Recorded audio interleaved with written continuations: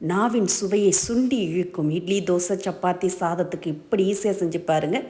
அதுக்கு ஒரு மண்சட்டியில் 2 டீஸ்பூன் அளவுக்கு நல்லெண்ணெய் ஊற்றி சூடானதும் 1 டீஸ்பூன் கடுகு, 2 டேபிள் ஸ்பூன் உளுத்தம்பருப்பு, 10 வரமிளகா, ஒரு நெல்லிக்காய் சைஸில் சின்னதாக புளி சேர்த்துக்கங்க. கூடவே 2 கப் அளவுக்கு பொடியாக கட் பண்ண தேங்காய் நீங்கள் துருவி சேர்த்துக்கலாம். 2 சின்ன மூடி தேங்காவை பொடியாக கட் பண்ணி சேர்த்துருக்கேன்.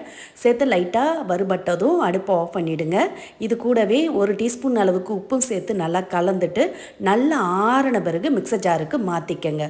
மாற்றிட்டு இதோட ஒரு கைப்பிடி அளவுக்கு ஃப்ரெஷ்ஷான கருவேப்பிலை சேர்த்து 1/4 கப் அளவுக்கு தண்ணீர் விட்டு கொரகொரப்பாக இது மாதிரி திக்காக அரைச்சி எடுத்துக்கங்க. கூடவே உரிச்ச பூண்டு ஒரு 1/2 டீஸ்பூன் ஜீரகம் சேர்த்து ஒரு ஓட்டி எடுத்துகிட்டு வந்தீங்கன்னா நல்ல சுவையான சூப்பரான சைடிஷ் ரெடி. இப்போ இதை உருண்டையாக உருட்டி எடுத்து சூடான சாதத்தோடு சேர்த்து 1 டீஸ்பூன் நல்லெண்ணெய் விட்டு சேர்த்து சாப்பிட்டு பாருங்கள். அம்புட்டு ருசியாக சூப்பராக இருக்கும். இதை நீங்கள் சப்பாத்தி, இட்லி, தோசை எல்லாத்துக்குமே சூப்பராக பக்காவாக இருக்கும்.